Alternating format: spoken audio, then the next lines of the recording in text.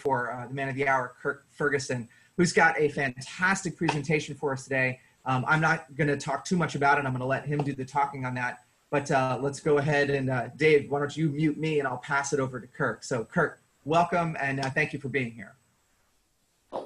Thanks for having me, Jason and Dave. It's great to see you again. And also thanks to Teo for having me as a part of the International Trombone Hang. So I'm really excited to be here today because I've been very fortunate throughout my career to have encountered some really unusual, off the beaten path lines of teaching and practicing. And one of my goals in life is to cultivate those and be able to pass them along to others. So today we're going to start with some music and meditation and really mixing the two and blending them. And then we'll move on from that to something called the Lindeman-Sobel-Potts approach to music, which for me has really taken the mystery out of why I miss notes, why things don't work. It's really wonderful stuff. So what I'd like to start with first is a bit of meditation practice. And before we do this, I'd like you to think of a piece that you might want to play right after we meditate. We're going to do this practice, and then we'll each just kind of perform something all on mute for about 30 seconds or a minute. Just something short. It could be something you've been working on recently, maybe something that's challenging for you or has been difficult in performance settings or stressful environments, or it could simply be the first 30 seconds of your warm-up if you haven't warmed up today. So take a moment just to think of what piece you might want to play after we finish the practice.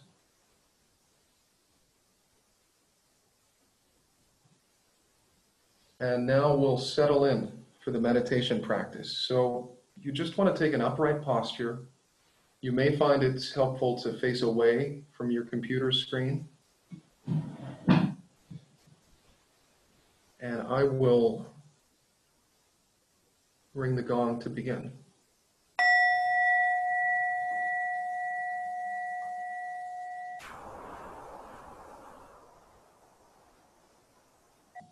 So we'll begin our practice by touching in with our bodies,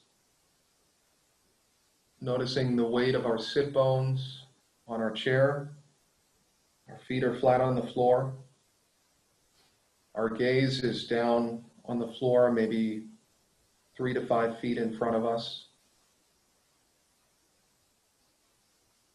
We can check in with our spine as it curves gently upward toward the sky. Noticing our shoulders. We're really making friends with our body. Noticing how we feel today. Our hands can be placed palm down on our knees.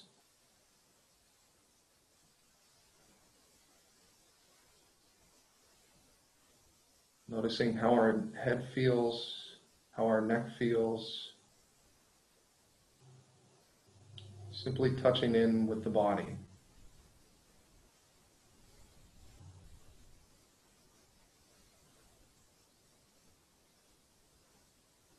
Feeling the breath come in, feeling the breath go out.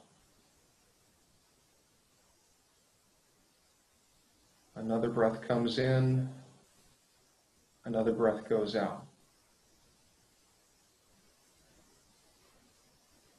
We may find we have lots of thoughts coming up, things that are distracting us, maybe something from the past or the future.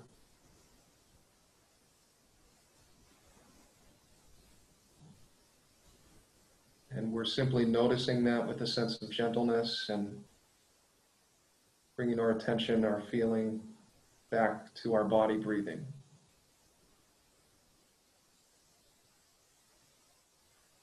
We'll just do this for 1 minute more.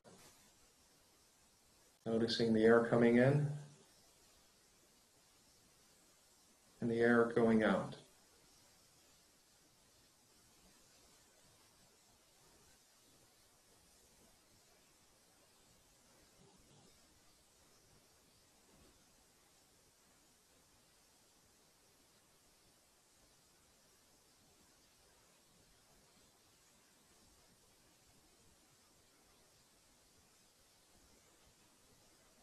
Now you can allow your eyes to close if they aren't already.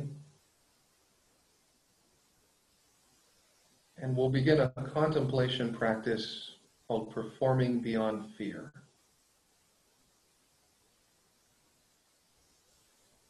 Every meditation practice has some sort of object, whether it's the breath or a mantra or a visualization.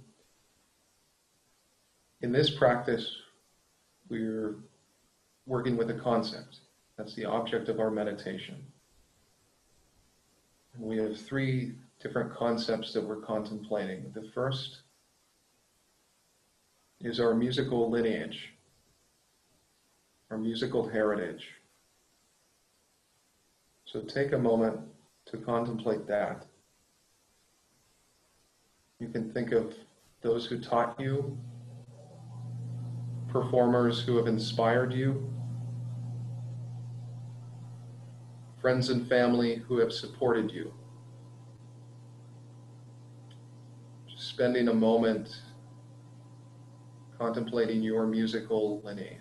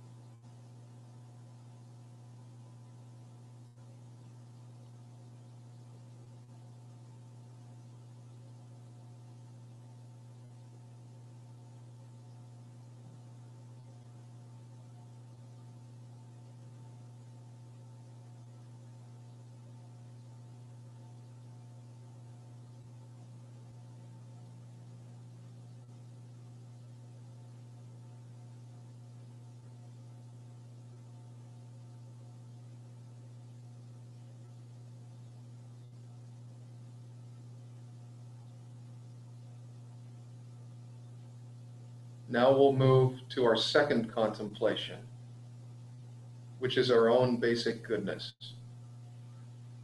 our worthiness to be here, our worthiness to be a part of this tradition, our worthiness to be on stage.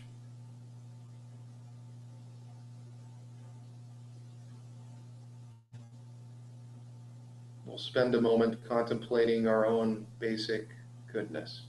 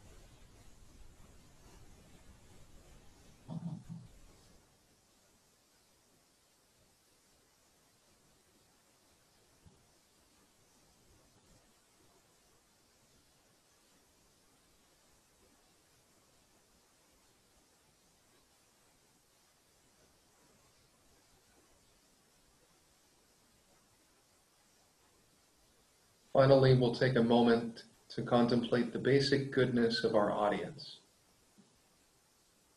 Asking ourselves, what does our audience want?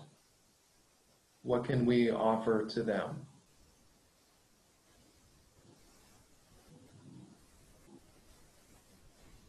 How can we be generous with our audience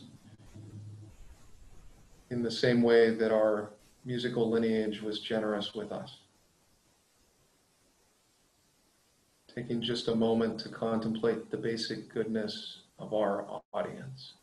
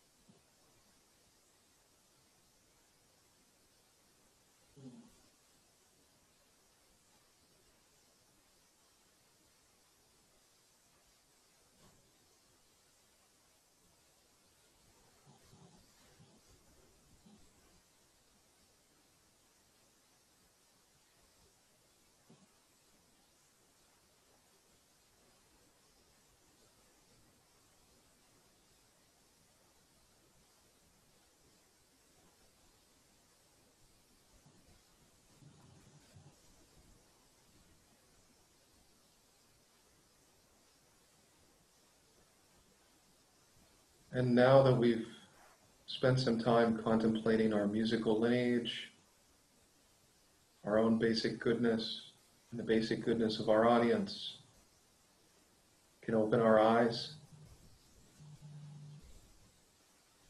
And when you're ready, keeping yourself on mute, you can pick up your instrument if you have it nearby and give your performance.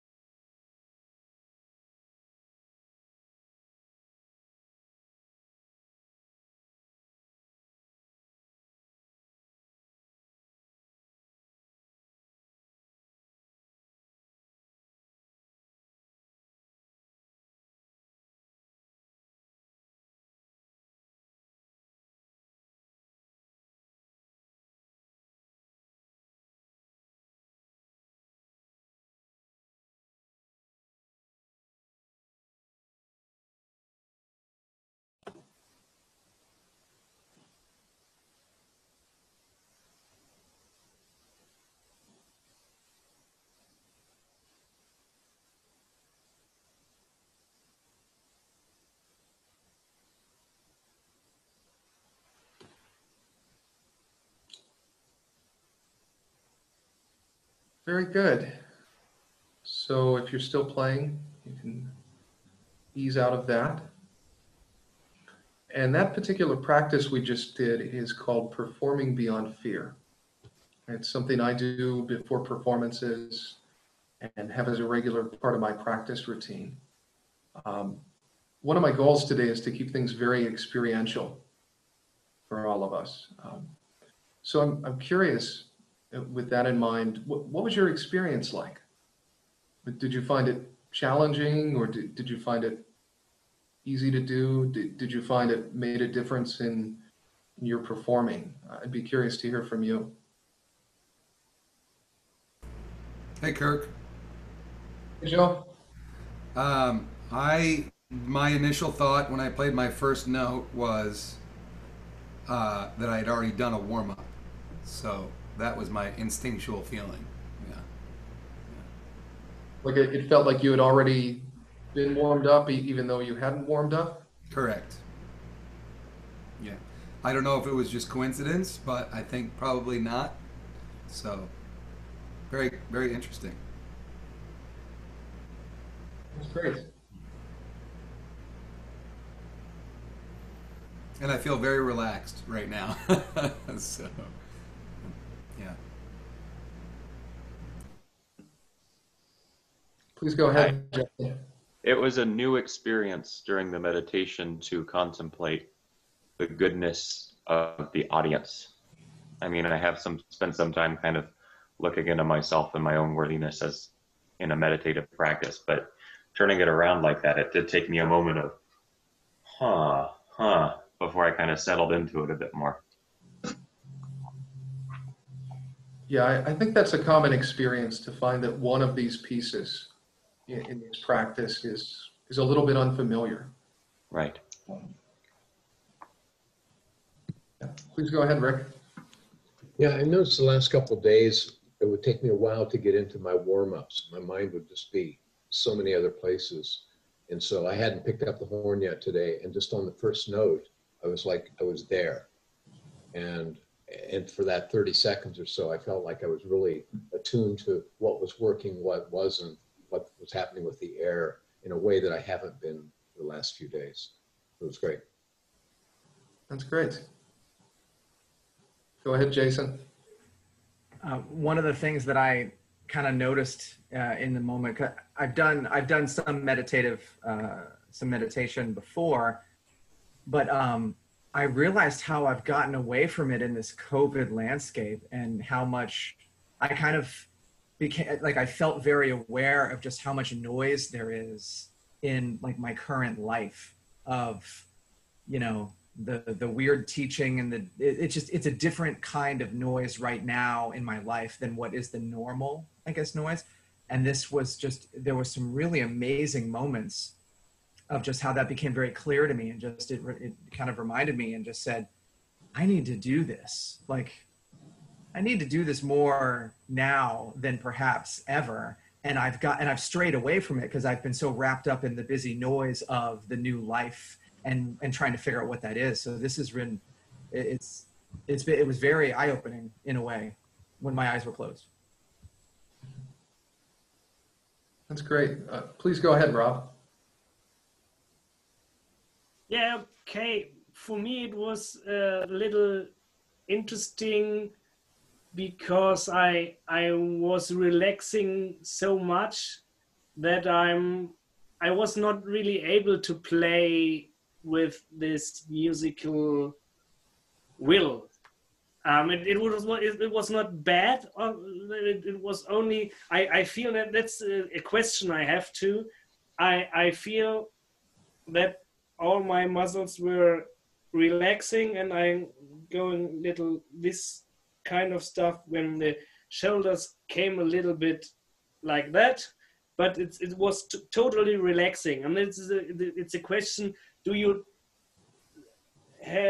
think about to hold this position, not to relax too much? Because after that, I play good, but it was. The body felt really good, really relaxed, but not in the mood to play with a musical expression. Got it. So it sounds like you were almost too relaxed to play the trombone. Right. Yeah. Yeah, I think that can happen. I think we all have, it's kind of a spectrum. Some people tend to be very tense in performance situations. That's the direction I tend to lean toward. Other people can be, more on the relaxed spectrum. And I think sometimes, doing a practice like meditation that gets you to slow down as much as what it does can almost have that effect, or can have that effect of getting you too relaxed. Let me think about that a little bit. It's something to be honest, I haven't dealt with a lot. But I think it's really normal. It's just outside of my own personal experience.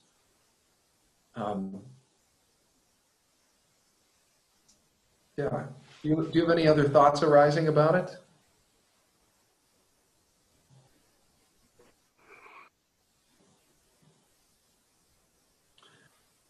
I'll give that some thought. Please go ahead, Rob. Yeah, I was just going to add too. I felt also a little bit too relaxed, and the way I noticed it in particular was with respect to my breathing. Is that, you know, I wasn't really taking a nice full breath and really pushing air into the horn in a way that would give me a nice full sound and everything. I felt like I was a little bit too settled. And but it occurs to me that you know, I'm certainly not in a performance situation right now either. I'm visiting my parents today, and I'm sitting in a nice cushy chair that I wouldn't usually be sitting in, and certainly in a performance situation where you're more likely to feel that tension, this might bring you down to just the right level instead of maybe a little bit too relaxed in this situation. Yeah, I think that is a common experience, to almost get too low on the scale. Please go ahead, Bob. Yes, Kirk, once I got my feet planted and my hands flat on my legs, I've never been asked to go back to my musical heritage. And I found myself going to many different places and many different times. In my age, there's a lot of that. And that actually helped me relax in a way, because it wasn't chronological, believe me, going to musical heritage, but it was very relaxing. I went back to, you know, high school and the Dixieland band, and then back to the present, or to the middle of my life with a a cappella quartet, and it helped the process of relaxation. I enjoyed the playing. I felt really focused and actually musical playing it. I played an etude here, jazz etude, so it was good. Great. I think one thing that comes up for me in doing this practice is that it really takes me off of the me plan. I feel like we spend so much of our lives being very self-focused, and not necessarily in a selfish way, but just, what am I going to do today? How am I going to play on this gig? How am I going to do on this audition? It's all very, very me-centric. And this practice gets me off of that. It reminds me that I'm part of a bigger world. I'm part of this big tradition, and I'm worthy to be a part of that. And I'm offering something out into the world. There's a sense of generosity with it, and it really takes the focus off of me and how I'm doing at this audition or performance, and places it on the bigger situation. I'm just a part of this long tradition, and I'm passing it along. So I do have one. Oh, you had something to yeah, I just want an observation and kind of a question. I had a lot of benefits, I think, from meditating and how that affects my playing, because it helps me be really present and just kind of focus on just one note at a time. So I've had a lot of benefits from that. The hardest thing for me, though, is to essentially stop thinking, because if after a minute or so, next thing you know, I realize I'm thinking and I didn't even know I was thinking, and so how do you can you speak to that at all, and just in your practice, how do you sort of confront that? Yeah, well, that is the practice. We have these really wonderful human minds. They aren't regarded as a problem in meditative traditions. They're really these wonderful things that we can work with. And so often in life, we're just kind of going on autopilot. And meditation gives us a chance to really make friends with ourselves and really engage with that waterfall of thoughts that is there every day. I started getting into meditation just so I could go on stage and not be thinking about what am I going to have for lunch, or here comes the high note, or did I remember to zip up my fly, which, by the way, I check before I go on stage every time, just to be safe. I got into it for that reason, and it's been shockingly transformative throughout, you know, the whole spectrum of my life. And I think one thing that was certainly in my experience when I started practicing was this waterfall of thoughts. You sit down and you might have just a brief second where there are no thoughts, and then you start thinking about the ham sandwich or gazaladra or whatever. And the practice is just gentleness to yourself, having that patience to show up and recognize the thought as a thought, and then gently bring your attention back to the object of your meditation. And you do that over and over again, and eventually it becomes a place that you can go to. One thing I did early on that was really helpful for me in working meditation and with my practice as a musician was something called the centering practice by Don Green, who's a really wonderful performance psychologist. I've got his website linked in my notes. I've got a PDF that will be going out to you all, and it's got a bunch of resources. Don Green's centering practice, it's a basic kind of mindfulness practice that you can do in about 5 or 10 minutes. And it really gets the mind calmed down. And when I started doing this, I would do it 3 to 5 times a day, and I would work it in with my trombone practice routine. So I'd start my day with the centering practice, and then I'd warm up. And then I'd take a break, and I'd do centering practice again, and I'd work on some excerpts, and so on, just kind of blending it in. And over time, that really helped. And I'm able to quiet my mind much easier and access that space with more regularity. Thoughts still happen. That's part of being human. So, you know, going back to what Johan and Rob brought up about this idea of being a little low energy after meditation, I think what meditation really is, you know, it's not a sedative.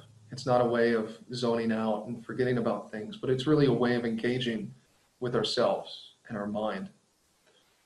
And, you know, for me, sometimes I've had the experience of sitting on the cushion and feeling pretty awake before I go to sit, and then I sit and I'm almost falling asleep because I'm so tired and I didn't realize it. So I think sometimes that can happen where we're really kind of at the low point of our energy, and meditation just wakes us up to that. I think it's also possible that meditation does get us to a place where we need to get that energy back up. One thing that I think can be helpful with that is this performing beyond fear practice, and using something like that to remind us of why we perform and get some of that. In the Tibetan tradition, they call it lungta, or in some Chinese traditions, it might be called qi, that kind of, or the force in Star Wars, that kind of energy that's present in all of us, just kind of raising that a bit. So I don't know if that's helpful or not, but that's the thought I have with that. I want to go to another exercise right now, and this is one I call sound bathing. And what I'm going to do is a screen share, and I'm going to bring up the Infernal Dance from Firebird. The second trombone part for this is something that I have to look at every time it comes up because it's just a little funky. And one practice that I do is I play one note at a time. And I don't leave the first note until I can feel that note in my body. And then I go to the second note, and I stay on that note as long as I need to until I can feel it in my body. And then to the third note, and so on. So we'll do this together. And this is one of the reasons why I started our practice today with getting in touch with the body and making friends with that. Because I think in our modern Western societies, we're so up in our heads often. We're kind of heads on sticks. And so anything we can do to get ourselves in touch with the body is going to be helpful, particularly because the body is what makes the music, along with the instrument. That's how that happens. So I'll do my screen share right now. Here we go. And go ahead and pick whichever line is feels like it's the most fertile for you, feels like it has the most stuff to gain, and do it very slowly. I'll just give a short example, and then you all can do it. So when I'm doing this exercise, starting on the second part, I'll start with the A, and I won't leave the A until I really feel it in my body.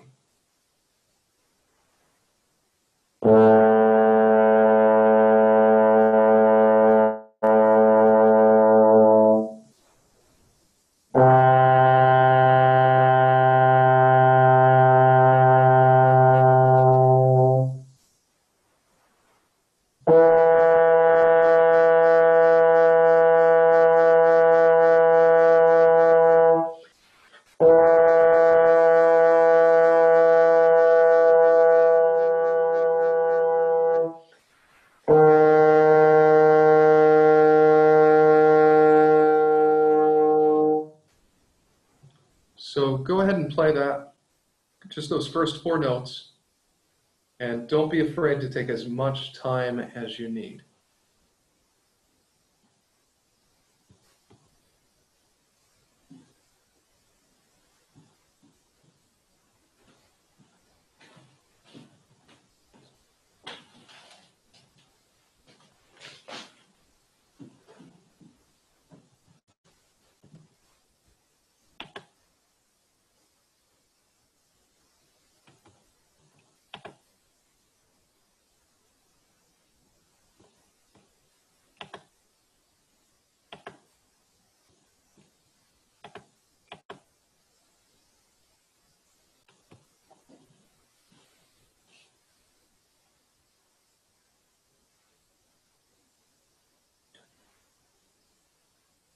And if you like, try it again, maybe just slightly faster.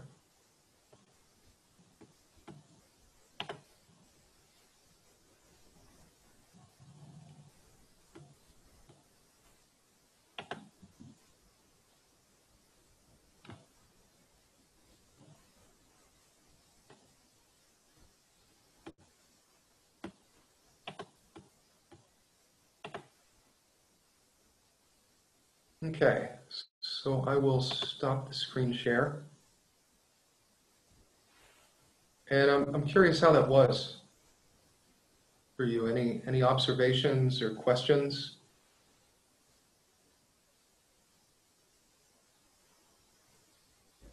I always feel it's hard to feel the note right from the beginning, and it takes like a second to click in. And if I could get that from the beginning, I think it would be a lot, it would clarify a lot with definitely attacks and centeredness and everything.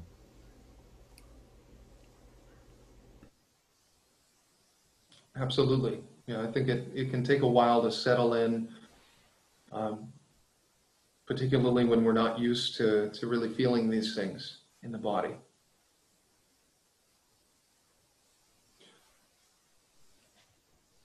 It was really interesting because I tried, before you play, I tried to have the note in mind, the A, and feeling before playing in my body which note it would be. And it was really interesting that, and for me it's a really nice thing that I know the note before you played it.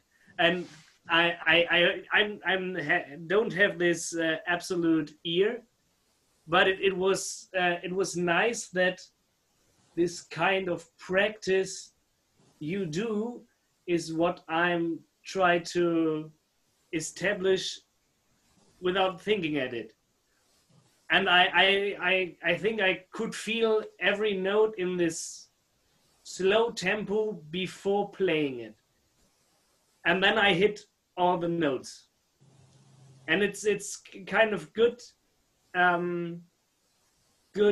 exercise to do with students, because I don't think I don't thought about this kind of feeling the note while playing. That's a really good thing, I think. Yeah, that's great. I think it's really bringing meditation into music. It's really a contemplation exercise. We're placing our attention on the sounds, and like you said, hearing those before we play them. That's such a great practice, and really relating that to the body. Yeah, that's great. So before we move on to our next thing, I'm curious if there are any other questions about meditation practice or bringing it into your daily life as a human or as a musician or any of that. Yeah, about how long do you meditate for?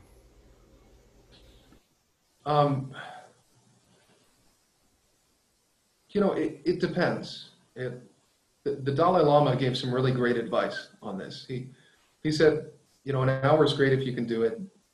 10 minutes is fine if that's what you have. Even 1 minute is great. And if you can't find a minute, then finding time for meditation may not be the issue. I think it's like anything else. It's like going to the gym or practicing trombone. It's a matter of routine. So I would recommend starting with something fairly manageable, 10 minutes, 20 minutes.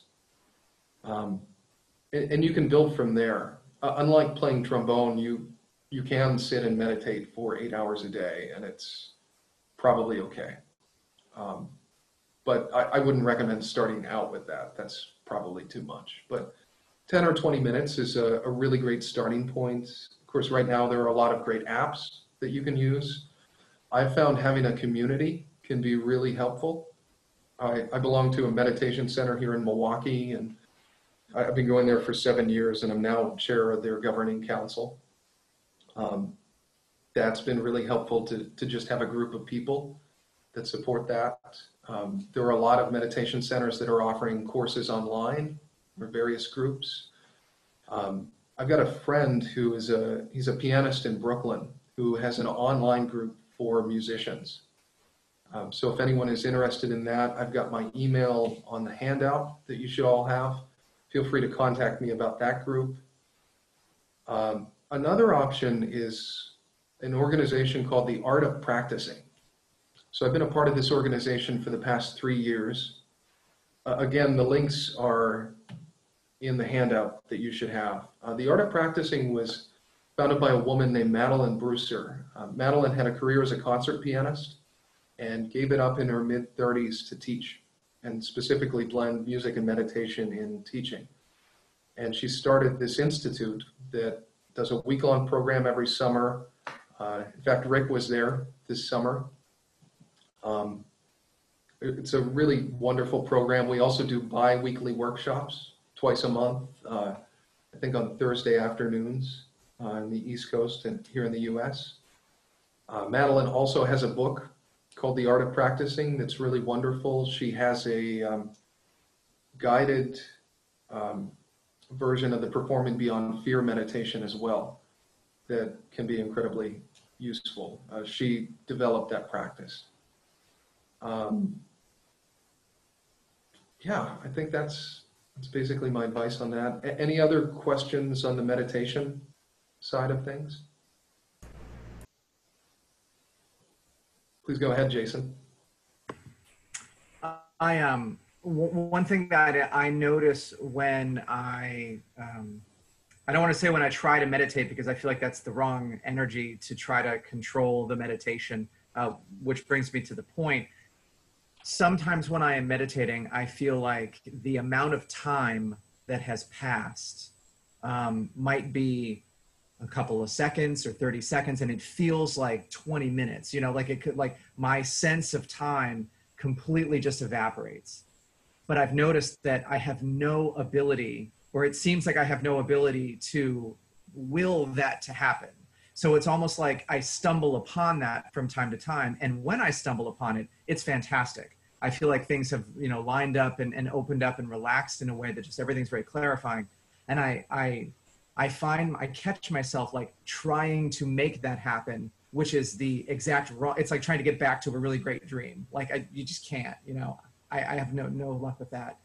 But I find that, that's a really great space. And I imagine that if I can invest some more time in this direction, I would experience that more regularly. But as it is right now in my life, it's a very fleeting and random thing that I wish I felt, could feel more in the process. I don't know if that makes sense, but. That does. That is normal. And I think it's part of the path.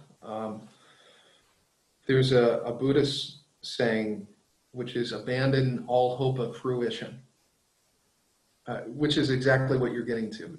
Just give up trying to make this a project of getting to a certain state of being.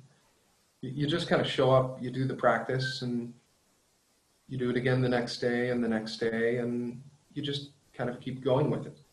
And you don't worry so much about the results. That was actually hard for me as a musician, because I'm so used to having what I want to sound like, and here's how I sound today, and I want to, move it over here.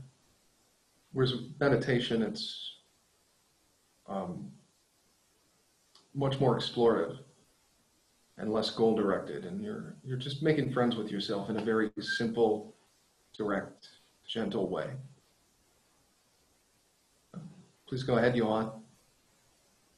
If I might say something about that, for me, this is kind of thought I have too, in a kind of way, that some people, as me too, we have this strong will to even get better and better and better, and want it to go to the perfection. And what Jason said with this, it's so hard to keep in the state that let this go, to let this, especially this dream and relaxing, it comes more often the more you not try to want to have it. And that's this horrible thing about that. If you train this and you want to get this result, it would never happen. And it's this time to let it go and try it.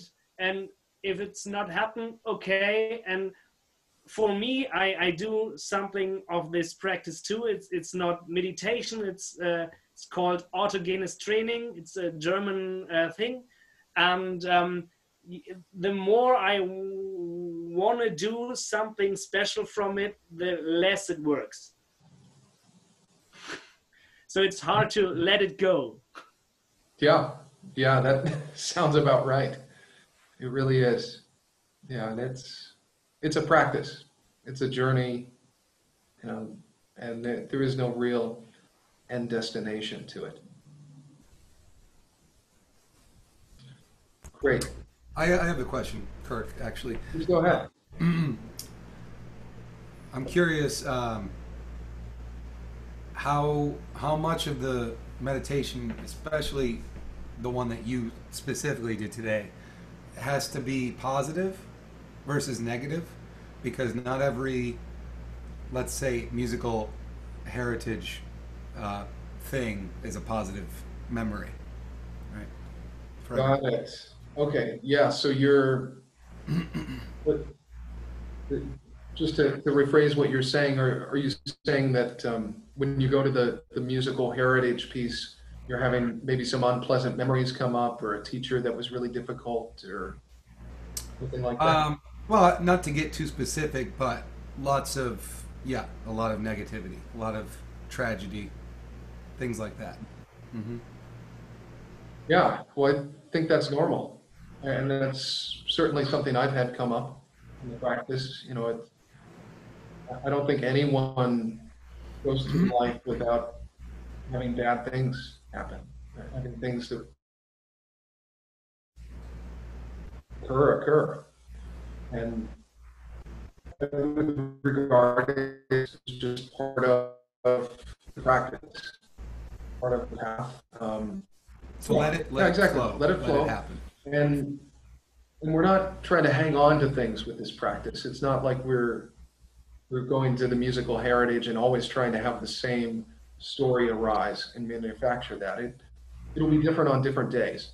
Hmm. And so some days, for me, some days I have some bad memories come up, and I just kind of sit with that and just, the idea is that you're peacefully abiding with it. And peacefully abiding doesn't mean that it's going to be great and blissful the whole time. It just means that you're seeing it and you're not freaking out. You're just staying with it. It's like being with a friend who's maybe sick in the hospital. You just sit by their bedside. You ask if you can get them anything, and you're just there as a kind witness. Great. Thank you. Yeah. You're welcome. Okay, anything else on meditation before we jump over to Lindeman-Sobel-Potts? Cool. All right, so yeah, we're on this, and we're already at almost 11 o'clock Eastern. So I'm going to try to do a speedy tour through this stuff, or I guess a little abbreviated, because I don't want to hold you all up too much. But I'm going to do a bit of a screen share. So let's play this. Oh, start from the beginning. There we go. All right, I'm going to go to presenter view. You may be seeing presenter view as well, but that's where my notes are. So the Lindeman-Sobel-Potts approach started with this handsome gentleman with the saxophone, Mr. Henry Lindeman. He was a member of the Paul Whiteman Orchestra, the group that premiered Gershwin's Rhapsody in Blue. He was also a regular sub with the NBC Symphony under Toscanini. And he had a problem. His problem was that he could not play as well as he wanted to. He happened to be on a gig one day with the NBC Symphony, and their guest soloist for that week was Mr. JASCHA Heifetz, the world-famous violinist. And Mr. Lindeman happened to be backstage when Mr. Heifetz was there, and he approached Heifetz and said, "Mr. Heifetz, I have a question for you. I play this instrument with all these buttons, and I cannot play as well as I would like to. You play an instrument with no buttons, and you play perfectly. How do you do that?" And Mr. Heifetz said three things. He said, "I don't play the note I'm going on, I play the note I'm going to. I let my fingers play the instrument, and I'm always in motion, always going forward." So Mr. Lindeman took these ideas back to his teaching studio. He taught on, I think it was 59th Street in Midtown Manhattan. Charlie Parker was one of his students. He was a very well-known pedagogue in New York at the time. And another one of his students was the gentleman on the left, Mr. Phil Sobel. Phil was born in, I think, 1918, served in the U.S. Navy during World War II, and had a wonderful career as a studio musician in Los Angeles after the war.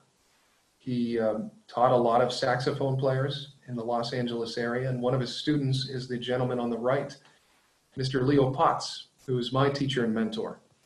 I happened to meet Leo in Coeur d'Alene, Idaho. I was playing a summer theater gig there, and I'm working on the Grandal backstage, that little lick at the end of the first movement, the ba-da-da-dum-bum-bum, that one, which had always given me fits. And he comes up to me, introduces himself, and says, "I have a thought about that lick." And he tells me that he feels like I'm running away from the first note, the downbeat note of the triplet, and I'm going up in timbre for the second note. So he tells me to play the first note a little longer, like a down bow on a cello, and then think that I'm coming down. In fact, don't even move your horn up when you go from the D flat to the G flat. Just keep it steady and think that you're tonguing down on that note. So I do that slowly a few times. And then I play it up to tempo and the lick just falls out of the horn. And I knew right then that he knew things that I didn't know, and I needed to study with this guy. So I spent 9 months intensively studying with Leo. At the end of those 9 months, I was a semi-finalist for second trombone in Boston. I was one of 3 super finalists for principal in the Los Angeles Philharmonic, and I took the audition that got me here in Milwaukee. So his ideas are really brilliant. I think they're absolutely wonderful, and they've changed the way that I practice and listen to music. So we're going to spend some time going through some of these concepts, and they deal with 2 basic things. One is how we play rhythmically. The other is how we relate to the horn. And in relation to rhythm, it's this idea that music is sound in motion. One way this is conceptualized is with the circle. There's this idea that music is always moving forward. It's kind of like the bouncing ball on old sing-along cartoons. It's always in motion. So one trap that I think we fall into as musicians is we tend to think of rhythm in a very metronomic vertical sense, just kind of a 1, 1, 1, 1, 1. And this approach really gets us to put that in motion. So it's more of a 1, 2, 3, 4, 1. It's always moving ahead. As Heifetz said, I don't play the note I'm on, I play the note I'm going to. The other piece of this is that music is one big, long equation. Often in the past, when I missed a note, I would think the problem was something with that note, or maybe the note right before it, but probably that note. In reality, there were things I was doing that might have happened a bar and a half before that caused that note to be missed. And that's where I get the saying, this takes the mystery out of music. It's really given me the tools to diagnose what I do wrong and why things are inconsistent. So we're going to start with this example. And for the rhythmic stuff, we're just going to sing it. I've found that singing this stuff tends to be a slightly faster way to access it as opposed to putting it on the horn, because there are so many habits and odd things on the horn that can get in the way. By the way, just so you know, Dave and Jason, I don't have a clock in front of me, so I'm oblivious to time. I'm just going to keep going until you tell me to stop. So we'll start with our first example here on the page, example A, and we'll just take the first bar. And the bad habit a lot of players get into is just playing notes. There's no sense of grouping, there's no sense of circle. It's just that vertical sort of thing. And that shows up as da da da da da da da da da da da da da da. It's fine. It might be perfectly in time with the metronome, but it doesn't have that feeling of motion, and it doesn't show the listener where you are within the bar. So instead of 1 1 1 1 1 1 1 1 1 1 1 1 1 1 1 1 1, I try to play 1 2 3 4 1 2 3 4 1 2 3 4 1 2 3 4 1. So I'd like us to try that together. So I'm going to sing in relation to the circle, keeping that 1 2 3 4 1 going. I'll sing a bar, then you'll sing a bar. I'll sing a bar, then you'll sing a bar. And we'll just do that for a minute or so. 1 2 3 4 1 2 3 4 1 2 3 4 1 2 3 4 1. 1 2 3 4 1 2 3 4 1 2 3 4 1 2 3 4 1. 1 2 3 4 1 2 3 4 1 2 3 4 1 2 3 4 1. 1 2 3 4 1 2 3 4 1 2 3 4 1 2 3 4 1. 1 2 3 4 1 2 3 4 1 2 3 4 1 2 3 4 1. 1 2 3 4 1 2 3 4 1 2 3 4 1 2 3 4 1. Okay. So are there any questions on this particular concept? And I can't see everyone. Oh, Johann. Yes, I have a question. In Germany, it maybe in Germany only, but we have this idea of when we have a 4/4 measure or bar, that the first beat is much more have a I don't know the English word, an accent, maybe a little accent, and the second and fourth none, and the third a little bit. So if you 1 2 3 4 1 2 3 4 1 2 3 4 1 2 3 4 1, is this system in the US exactly the same, or it's always the same way of beats in the bar?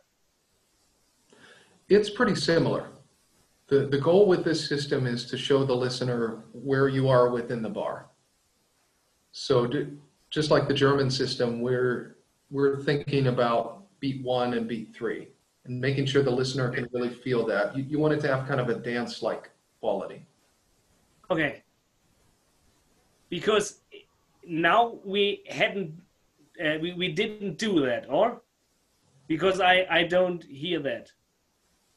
Yeah, so it's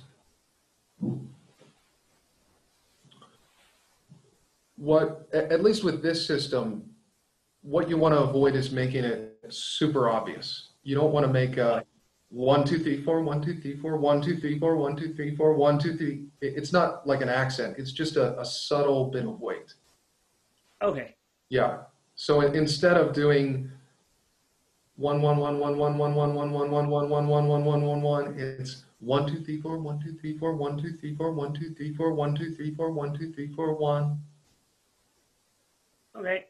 Yeah, it's quite subtle. It's not a big thing. One thing that relates to that is our next slide, which is the idea of this feeling of the downbeat. And that feeling of the downbeat isn't created so much by weight on the first note, but it's created by the energy of that first note into the second note. And a good example for this is the idea of a waltz. So if I don't have that energy of the first note into the second note, on a waltz, I'm going to get 1 1 1 1 1 1 1 1 1 1. Again, it's fine with the metronome, but it doesn't have that waltz-like feel.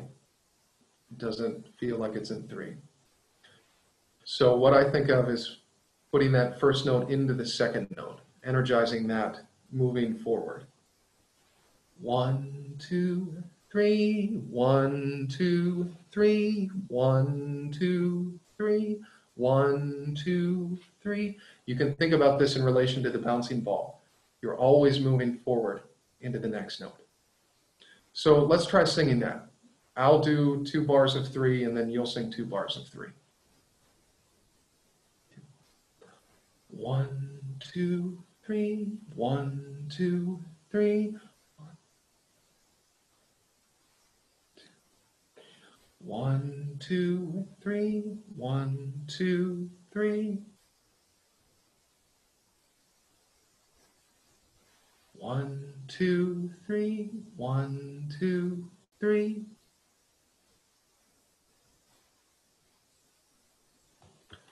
Good. So any questions on that piece of it?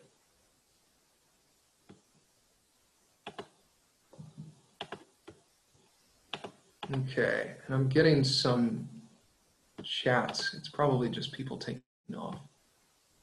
Oh, there we go. Paul saying. Yeah, I threw that up there in case people wanted to, find another rabbit hole. Exactly. Yeah, it's very similar to those ideas. Yeah. And again, it's not super over the top. In fact, let's skip ahead to this one. So we have a concept within this method known as rhythm in the sound. And I view this as a bit of a tightrope. So one trap I could fall into is not feeling rhythm in the sound. So if you see the tied over A and the tied over G, the trap would be to play as if you're going up to a synthesizer and just holding the note down. And you get da da da da da da da da da. It just holds. There's no sense of flow, no sense of pulse. The other trap is to go too far in the other direction, where you've got kind of an audible, sort of an overemphasized pulse to it. Da da da da da da da da da. So I try to go somewhere in the middle. Da da da da da da da da da. So one practice tool I use to get that happening is taking a breath on the beat that I don't play. So in this case, I might practice it by taking a breath on the downbeat of the second beat, like the first 16th. So I might play da da da da da da da da da. Or you could sneak in two breaths. You could take a breath on the and of one, that eighth note, and then another short breath on the 16th, just as a practice tool, just to give you that feeling of where those beats live. You could do ba ba da da da ba da da da, and again, it's always in relation to the circle, always in relation to that forward momentum. So let's try that once. Let's do it with that practice tool where we're taking a breath on the eighth note and the 16th that we don't play. We'll do that a few times, and then we'll sing it feeling the rhythm and the sound. So I'll sing it once, and then you'll sing it. Da, ba da da da, ba da da da. Ready, sing.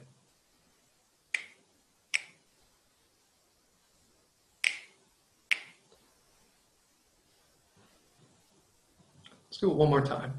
Ready? I'll sing first. Ready? Sing. Da, da, da, da, da, da, da, da, da. Now we'll sing it together. Ready? Sing. Da, da, da, da, da, da, da, da. Okay, now we'll sing it as written, feeling the rhythm and the sound. So again, it's not da, da, da, da, da, but it's da, da, da, da, da. We're just subtly feeling that pulse underneath. I'll sing and then you'll sing. Da, da, da, da, da, da, da, da. Ready, sing.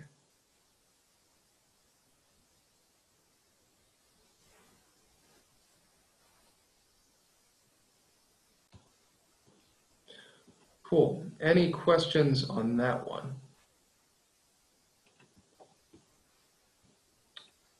Okay. Dave, what time is it? It is now 11:15 Eastern time, Quarter 10 Okay. your time. You can keep going as long as you want. I mean, if people need to go, they can go, but don't feel free to hurry. Don't hurry yourself. Sounds good. All right. Let's move back to, here we go. Entrance notes. Entrance notes are more important than long notes. So the example I think of for this is Sinatra. And he doesn't sing, I get no kick from champagne, mere alcohol, it doesn't thrill me at all. He sings, I get no kick from champagne. Mere alcohol, it doesn't thrill me at all. So it's about those entrance notes coming up. And I should say this isn't an absolute thing. It doesn't mean that you should always play short and never play long. You can play something like Bruckner and keep it very long. The idea is that your eye is moving ahead to the entrance notes when you're on those longer notes. To give you an example of this, this is a saying from Leo Potts, my eyes must move so my fingers and airstream may meet. So this is another trick to get forward motion into our playing. So we're looking ahead. Let's try singing this. And what I do with my students is, as they sing that first A, I cover it up. So their eye is forced to look at the B flat CD coming up. And then when they hit the G, I cover that up. So it forces the eye to look ahead. So let's sing this together. And as you sing it, if you can, cover up the note that you're playing, just with your hands so you can't see it.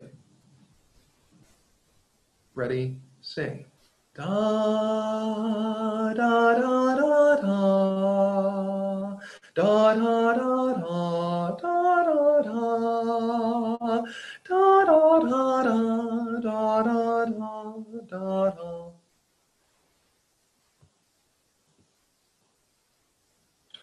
So that's a really effective practice tool to get motion into your playing. Any questions on that one?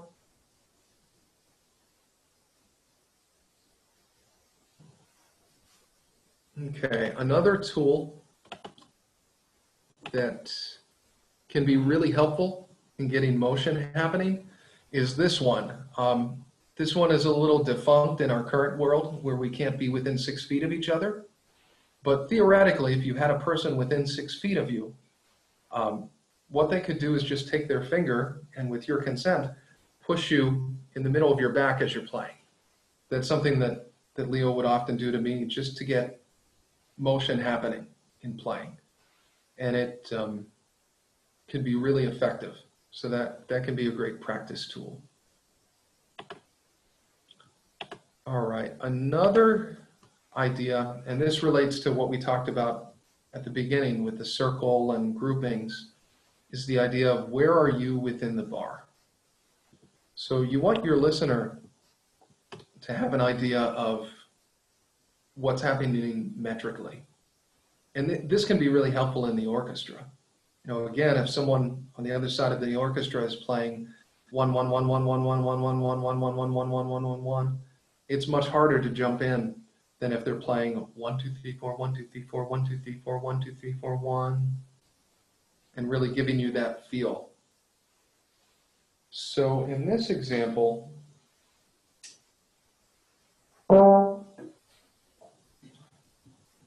the bad habit that often comes up is playing da da da da da da da da da da da da da instead of 1 2 3 4 1 2 3 4 1 2 3 4 1 2 3 4 1. Again, it's in relation to the circle. And you can take the circle in different directions. You can feel it on the 8th note, you can feel it on the quarter. You can have a 1 2 1 2 1 2 3 4 1 2 1 2 1 2 1 2 1. You can have a circle on the half. 1 2 3 1 2 1 2 1 2 3 4 1 2 3 4 1 2 3 4 1. Or you can even have it on the full bar or for 2 bars or 4 bars. So that's just another way of conceptualizing the circle and groupings. Sometimes it can be as simple as being aware that this note is the downbeat. This note is the middle of the bar. Again, downbeat, middle of the bar. So let's sing that once. Just knowing where we are within the bar, being aware of that downbeat, middle of the bar, downbeat, middle of the bar. I'll sing it once, and then you'll sing it. 1, 2, 1. Yeah, sorry.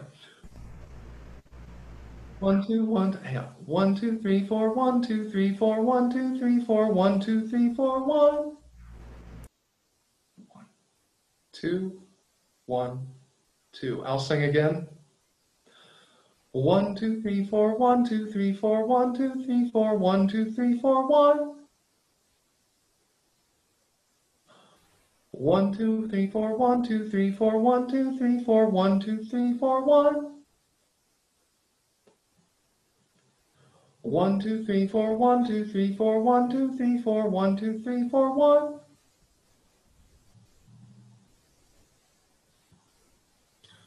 So any questions on that?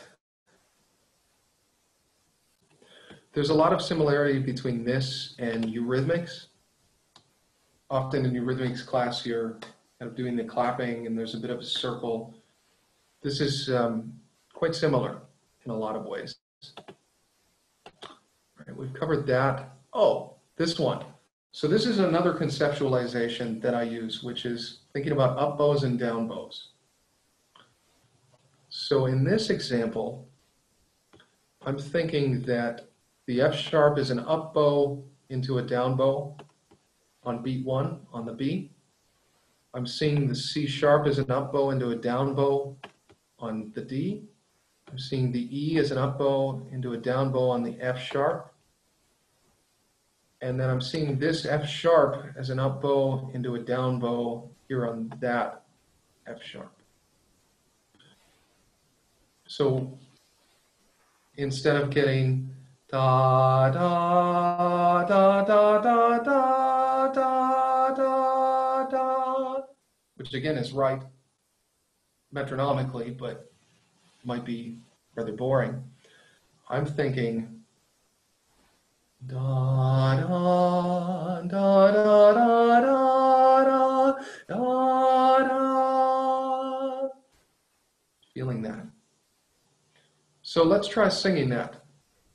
I'll conduct, you'll sing, and I'll give you 1, 2. I think that can be really helpful, is feeling the beats that you don't play, particularly before an entrance. Okay. 1, 2.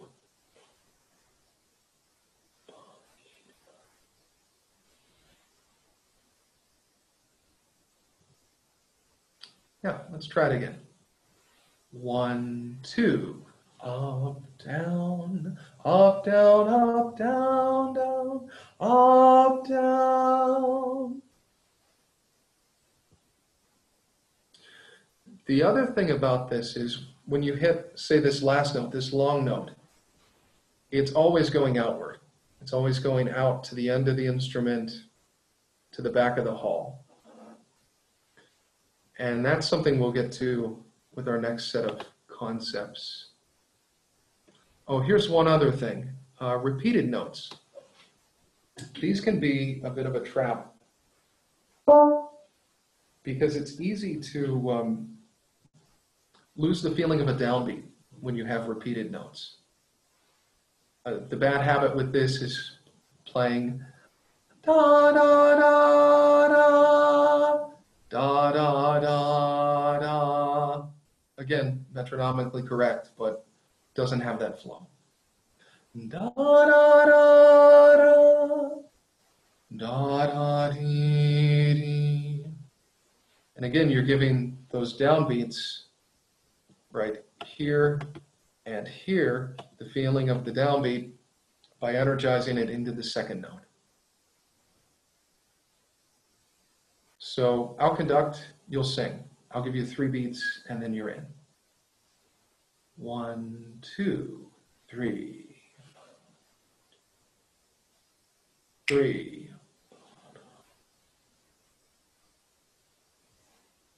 Let's try one more time. 1, 2, 3. 1.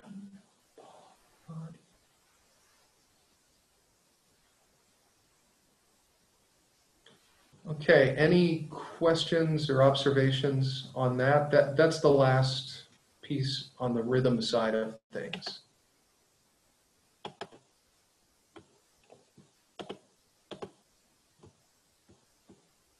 Okay, now we'll move on to connecting with the instrument. So sound is created when my fingers and airstream meet, or in our case as trombone players, when the slide and airstream meets. So the bad habit a lot of players get into is playing to the chops instead of playing the full tube length and really allowing the instrument to resonate. And one thing I think about is that I'm tonguing the notes to the bell, or I'm tonguing them out to the end of the slide. So if I just play to the chops, I get this.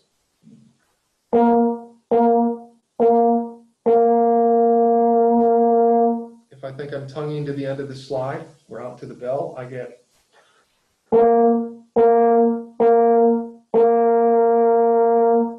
So again, it's chops, slide.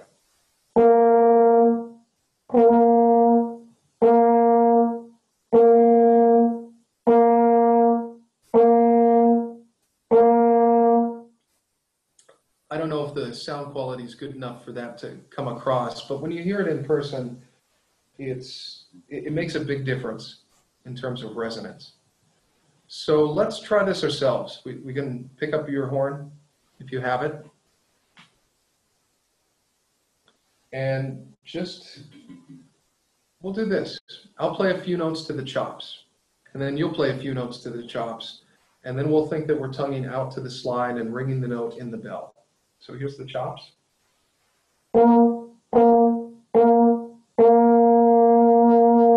Chops.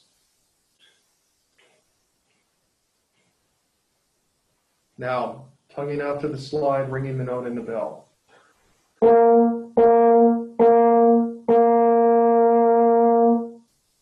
Out to the bell.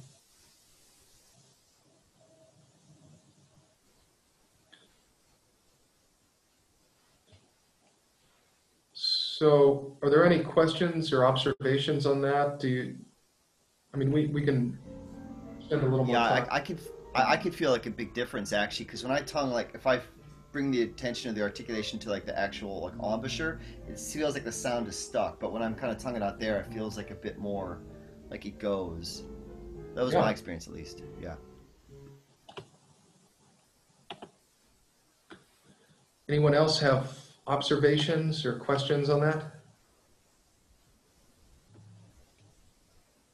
Okay, let's move on to the body. And this is one of the big reasons why we started with some body work in the meditation practice. I found that there's a big relationship between my body and the timbre. Timbre meaning sound and pitch. For example, if I'm going up physically with my body and with the instrument, I'm going to go up in timbre.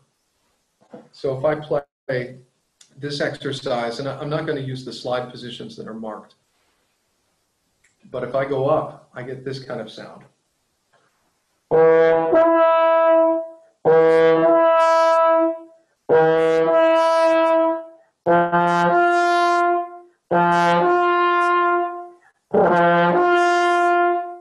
There's a kind of brightness as it's going up to the upper octave. Yeah, so everybody try that. Just go ahead and play those slurs and just see how it feels when you're going up physically with your body and the instrument.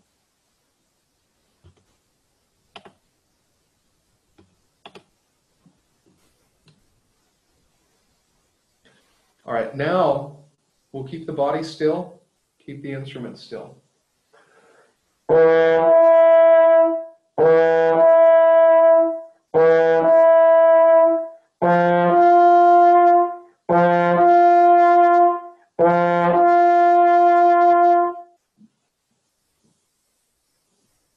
Go ahead and try that.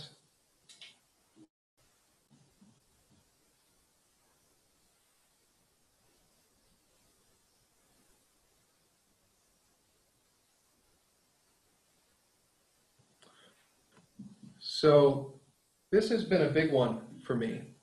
I found that when I keep the instrument still, when I'm not going up as the line on the page goes up, I'm much more consistent, both in terms of accuracy and timbre. The other great thing about this is it gives me control over my sound quality. If I'm playing a piece and I want to play it a little bit brighter, I know exactly how to do that. Or if I'm in the orchestra and someone's playing a line and they're doing this, I know that in order to match that sound quality they're getting, all I have to do is go up a little bit, and I can match them perfectly. So are there any questions on this aspect of body relationship and how we move? I know it's something that's not really talked about much in the brass world, and I think it should be talked about a bit more.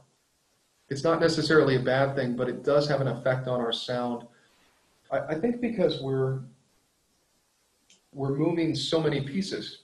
When we move physically, you know, if I go up like this, my chest is moving, my throat's tightening a little bit. It has an effect on the embouchure and the jaw, and you know, the instrument's moving somewhat.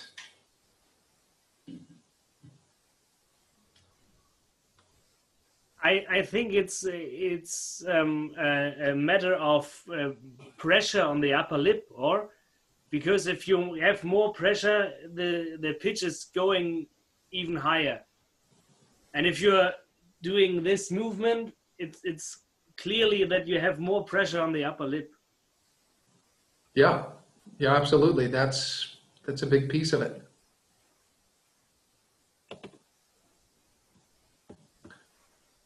I should also say that changing this habit is a really long process, or at least it was for me.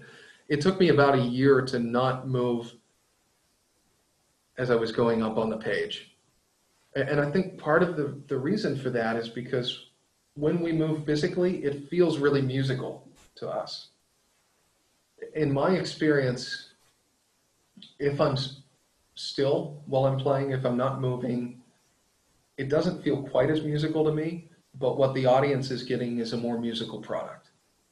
If I'm moving more, it feels more musical to me, but the end product out there is a little more stale. It doesn't have quite the same effect.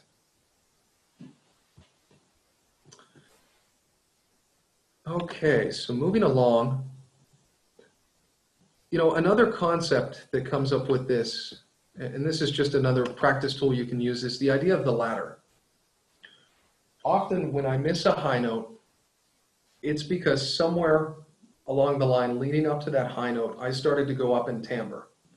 So if I'm playing an arpeggio like this F arpeggio, if I go from F to A, and I start to go up in timbre for the A, that means the C has to go up just a little bit, and that means the F goes up, and pretty soon it's making it difficult as I go up. For example, if I play this and I'm going up in timbre, I'll get this result.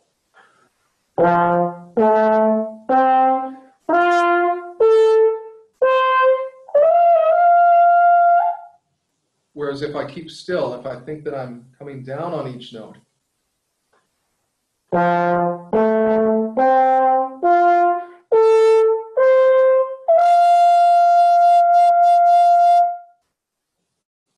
it's more consistent, more of an even sound quality. So go ahead and try that. Just do maybe an F arpeggio. You don't have to do 2 octaves if you don't want to. And feel free to experiment. Maybe try it once where you're going up physically and try it again where you're staying still.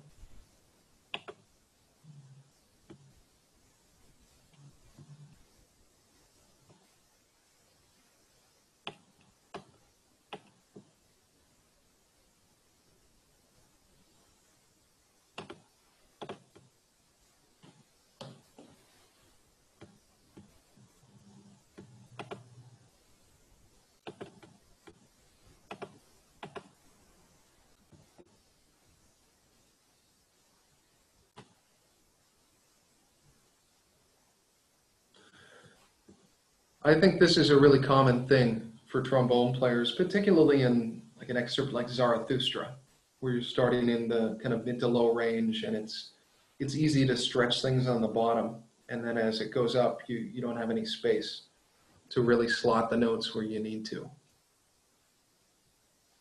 So any questions on this so far? And I can't see everyone, so if you do have a question, just shout it out. All right, next, specific instrument issues. So I'm gonna haul out ye old bass trumpet. And one thing, by the way, this bass trumpet is a dumpster dive from the Cleveland Orchestra. It was built in 1914 in Chicago by Holton. And Megumi Kanda, when she was a student in Cleveland, she was walking by their dumpster, and they had this like sitting out next to the dumpster to get thrown out in the trash. She picked it up. She had it in her house, and I asked to borrow it a couple years ago, and she said, "That's great, you can borrow it, but it will make your mouth fall and play it." So I thought, okay, it just needs cleaned. I put my snake through this, and I had to throw my snake away. It was that dirty. So I had it fixed up. I had a special mouthpiece made for it. It takes a trumpet shank mouthpiece, and you know, now it's here 106 years later. It's amazing. So it's a B flat Holton piston bass trumpet. Is that what it is? Yeah, B All flat. right. And 3 valves, I guess. Okay. Wow. Just That's three. an amazing. She grabbed it from a dumpster. I mean, Yeah. that's kind of vintage, you know. That's Yeah, amazing. yeah, it's very cool. It's a nice little horn. So anyway, the issue on valves is that if the fingers fly up off the valves, that tends to cause the timbre to go up. If the fingers stay in contact with the valves, timbre tends to be more even. To give you an example, if I fly up off, I get this.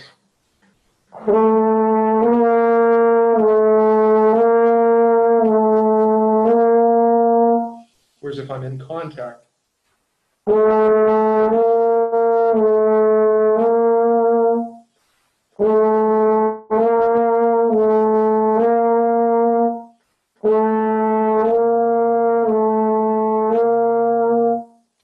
it's subtle, and I don't know if it's coming across the internet or not, but it can make a difference in the sound quality. And we have the same thing on trombone. Yeah, from my mic, that's very noticeable. The difference. Great. It was very noticeable. Great. We have the same thing on trombone with the valve. Again, if my thumb is flying off the valve, I will get some inconsistencies. For example, if I'm flying off,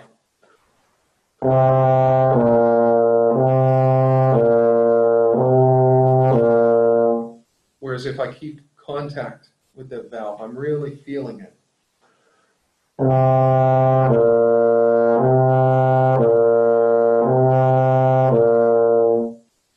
know, it just slots better, feels better, sounds better.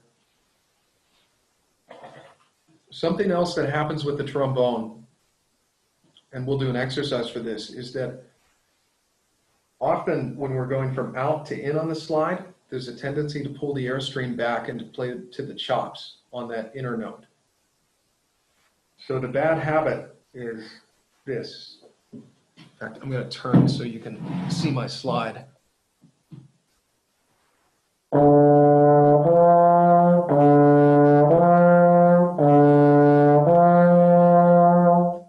pulling the airstream back on that F, and it kind of has a nasal quality. So instead, I think that I'm always putting the airstream out to the end of the slide and ringing the note in the bell.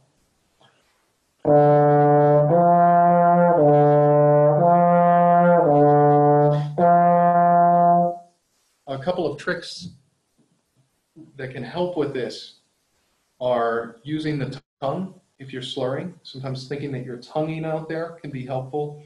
Another thing that's really helpful is pointing down and playing it like this and thinking that you're dropping each note on the ground.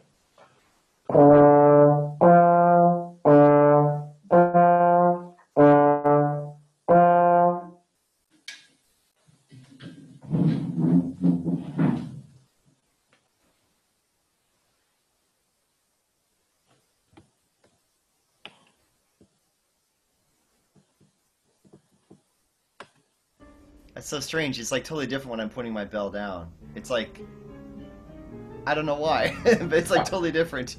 That's crazy. Yeah, it's pretty wild. One other thing that I found really helpful, and again, doesn't exist in our modern socially distanced world, but if you go up to a student and put your finger on their slide as they move it to that position, that can be helpful. Just giving them kind of a physical reference point so that they know they're tonguing their airstream out to here and not just to the chops.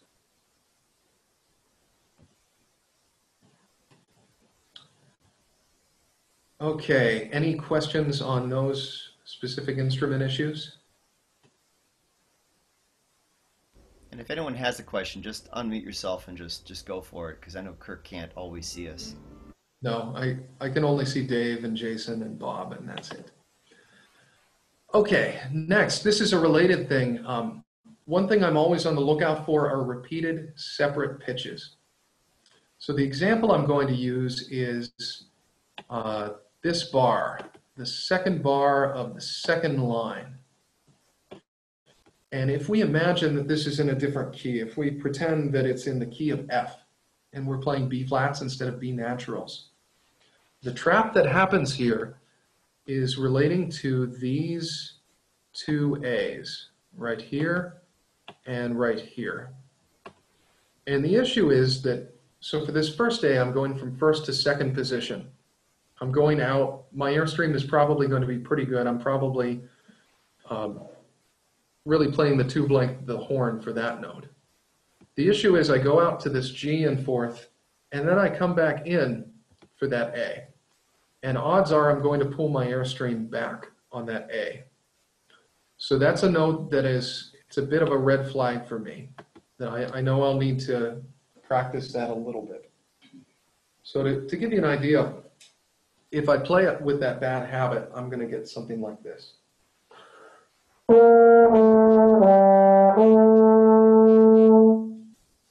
If I think that I'm tonguing everything out to the slide, I get.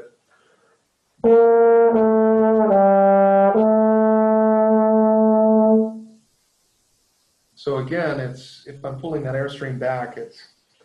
There's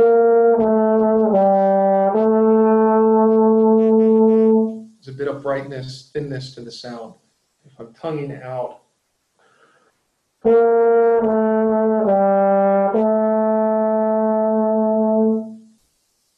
So I'm really focused on matching those two A's. Again, this stuff can be subtle, and I don't know how much is getting through on the internet. But feel free to go ahead and experiment with that right now. Just maybe playing it once where you're allowing yourself to pull back on that A, and then try it where you're playing out. You may want to try pointing down as well and see what that does.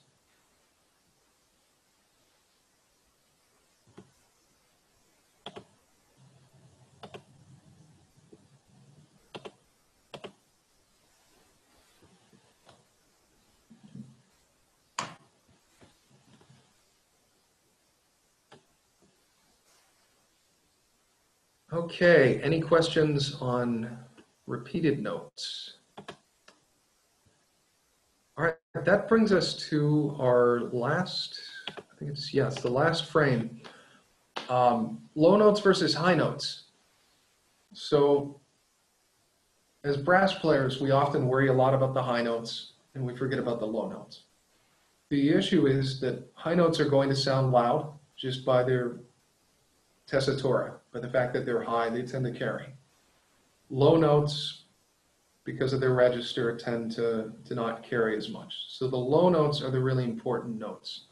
So what I'm always thinking about in situations with high notes and low notes is the frame, the lower notes around the upper note. So instead of playing something like this,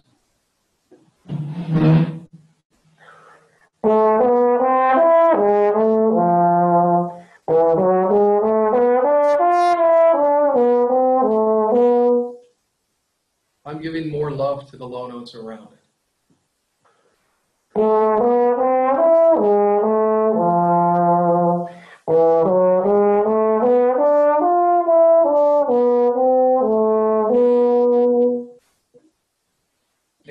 situation like that last bar, I'm making sure that I'm really resonating on that note, the B, and that note, the A, really giving those proper love.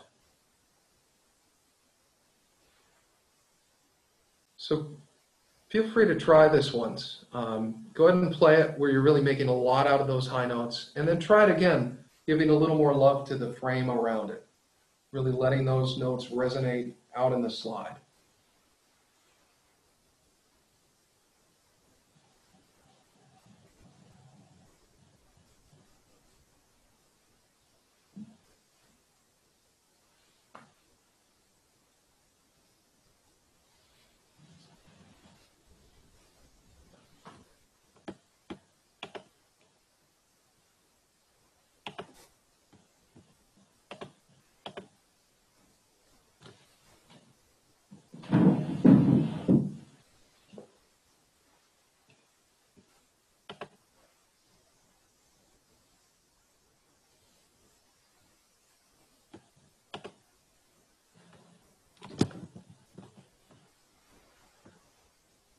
Okay. Are there any questions about this concept?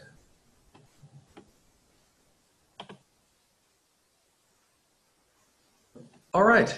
Well, that is the end of the Lindeman-Sobel-Potts side of the presentation. Are there any questions about the Lindeman-Sobel-Potts approach as a whole, or anything else we've discussed?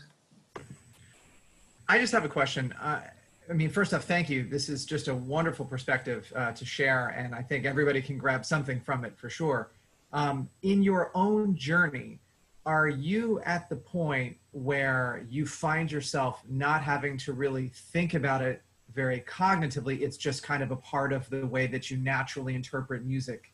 Or do you feel like you still have to treat it like it's the practice, like you still have to actively engage yourself in kind of interpreting music this way? Yes and no. I feel like the concepts themselves are really in my bloodstream.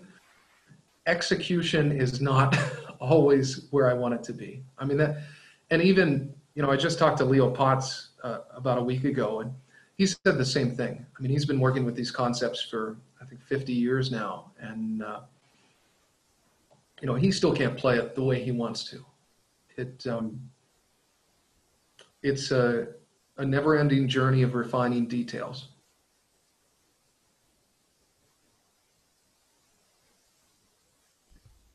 Actually, I've got just a general question about it. And Kirk, you and I have had a few conversations over the years about this. And actually, when I started really applying these in my own playing, it made a huge difference in a really amazing way.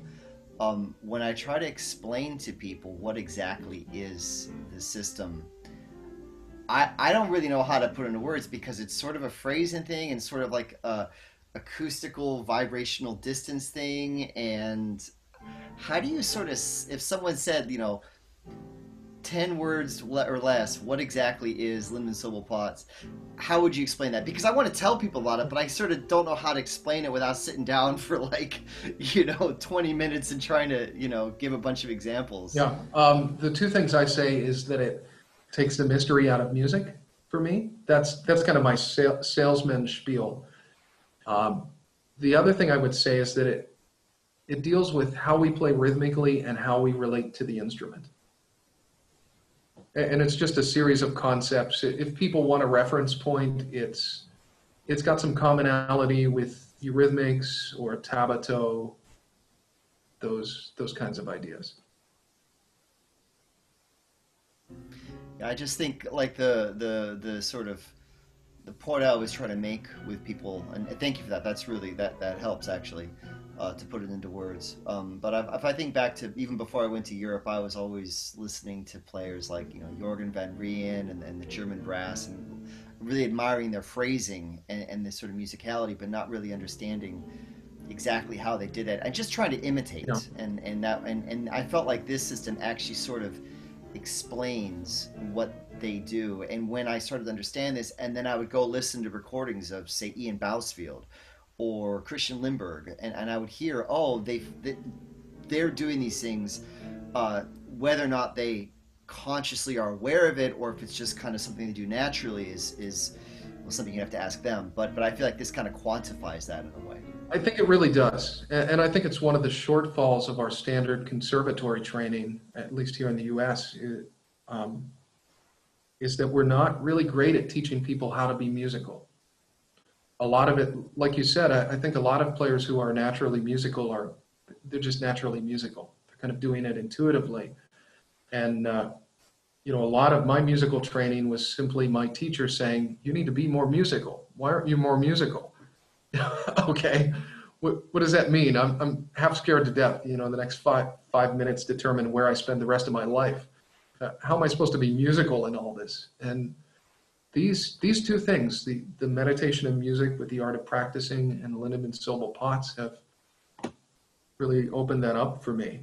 And you know, it's really wonderful stuff. And it's kind of my passion in life, is getting this stuff out there. So if you know anybody who's interested in this, please point them to this video or send them to me. Also, I'm kind of bored these days. I don't have a lot going on. There's this coronavirus thing you may have heard of that has canceled all my concerts for the rest of this year. I won't be doing anything until January, I think. So if you want to pick my brain about this stuff or play something for me or just talk about it, I am happy to be of service.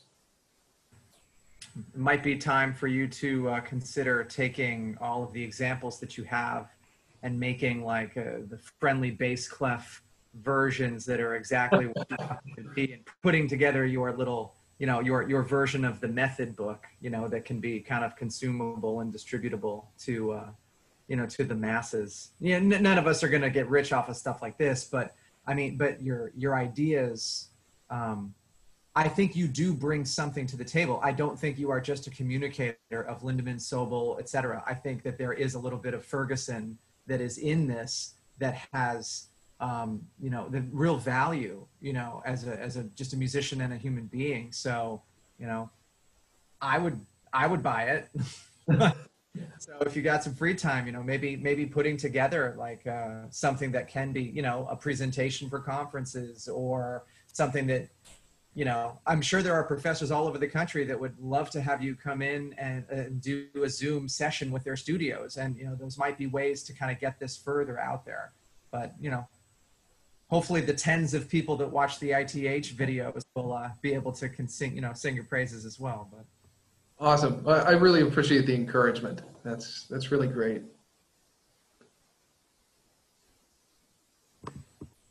But having said that, it might might be a nice time to unmute and just kind of, you know, we'll kind of wrap up here. But yeah, I mean, it's Kirk, it's fantastic. You've not only taken the mystery out of how you've been, you know, so successful in your own journey, but just how, you know, so many people are able to really connect with music. Sometimes we get wrapped up in the metal. And in some ways that can be, you know, fruitful, but perhaps limiting. So it's just wonderful that, you know, what you've shared with us. Well, thanks. And thanks for having me. I really appreciate spending the time with you all this morning. Thank you. It's really great stuff. This I don't know that system, and for me it's really interesting as a teacher to have this kind of system, because I think I learned that in my study in Berlin with Mr. Gößling. He forced us all the way to what this note moves to the next and the next, and then it moves back and it moves back, and you have to know where the notes and the phrase is moving on. And if you have done this for years, you can have that. But with my own students, it's hard to teach that. But this is a really good thing, I think, that we have to know all around the world. That's really great.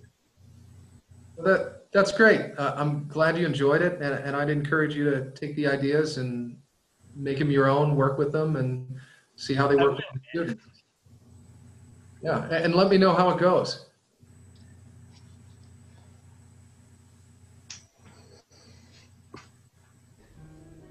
Are there any other questions before we wrap up? I want to go practice. Yeah. Yeah. Thank you, Kirk, thank you. That was really awesome. I really appreciate Thank you very taking the much. time and putting that together. You're welcome. It's really, really amazing stuff. Thank you. I always say, well, at IU we had a lot of people come in and do master classes. Sometimes people come in and you leave thinking like, oh man, I should probably just sell the horn on eBay. Like you're kind of, you have that like, this is not, it's somewhat discouraging in a way. And then you have people that come in and you're like, man, I want to go hit the practice room. I really want to get in there, and you have definitely inspired us, which is awesome. So That's so great. Thank you.